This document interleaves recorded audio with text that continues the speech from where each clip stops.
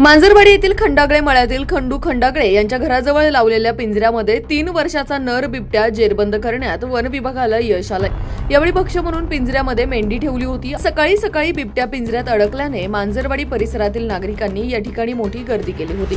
अचानक पिंजऱ्याचा दरवाजा कसा बंद झाला म्हणून खंडू खंडागळे पाहण्यास गेले असता बिबट्या एकदम निवांत शांतपणे कुठलीही गडबड गोंधळ न करता शांत बसला होता। त्यांनी लगेचच वनरक्षक ज्ञानेश्वर पवार यांना फोनद्वारे ही माहिती दिली।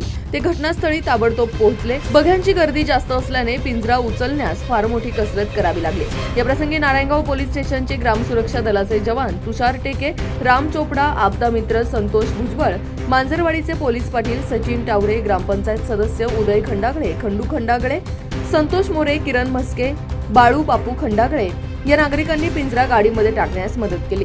वन विभागाचे उपवनसंरक्षक अमोल सातपुते, सहाय्यक वनसंरक्षक स्मिता राजहंस, वनक्षेत्रपाल प्रदीप चव्हाण यांच्या मार्गदर्शनाखाली बिबट्याला वनरक्षक ज्ञानेश्वर पवार व पोलीस पाटील सुशांत भुजबळ यांनी माणिकडोह येथे पुढील उपचारासाठी नेले।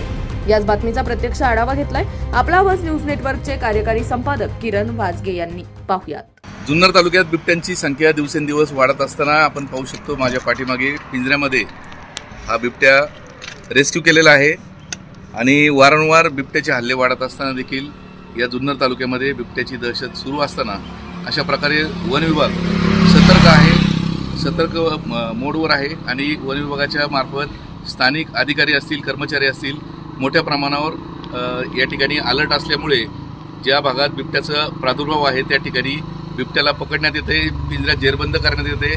परंतु या भागात असलेल्या बिबट्यांची संख्या ही लक्षणीय आहे, खूप आहे। कारण आपण पाहतोय की मागील जवळजवळ वर्षभरात याच मांजरवाडी भागामध्ये जवळजवळ 16 बिबट्या आपण रेस्क्यू केलेत आणि माझ्यासोबत ज्ञानेश्वर पवार वनरक्षक आहेत। काय सांगाल, कसा प्रादुर्भाव आहे आणि तुम्ही कशा प्रकारे काम करताय? आपण मांजरवाडी विभागात हॉटस्पॉटच मांजरवाडी आहे। मांजरवाडीत आपण आतापर्यंत जेवढे बिबटे रेस्क्यू केलेत वगैरे आम्ही सतत करतोय प्रयत्न आणि प्रत्येक वेळेस आम्हाला यश आलेलंच आहे। पण जरी बिबटे पकडले, त्यांना रेस्क्यू केलं, तरी माझं आव्हान लोकांना आहे की अजून सतर्कतेने राहिलं पाहिजे। संध्याकाळी ये जा करायची जरुरी असली तरच गेलं पाहिजे, अन्यथा टाळलं पाहिजे। आणि सतत जरी आम्ही बिबट्या उचलला असेल तिथून तरी त्यांनी काळजी ही घेतलीच पाहिजे। लहान मुलांची काळजी घेतली पाहिजे। ऊसतोड आहे, आता ऊसतोडीचा मोठा प्रश्न आहे, त्यामुळे स्वतःची काळजी आणि त्यांनी सतर्कतेने राहिलं पाहिजे हेच मी आवाहन करू इच्छितो। नक्कीच वन विभाग अलर्ट मोडवर असताना देखील बिबट्यांची वाढती संख्या लक्षात घेता यापुढेही आपण नागरिकांनी जागरूक राहिलं पाहिजे, या ठिकाणी आपल्याला वन विभागाकडून सांगण्यात येत आहे। कॅमेरामन नीरजसह मी किरण वाजगे, आपला आवाज, नारायणगाव।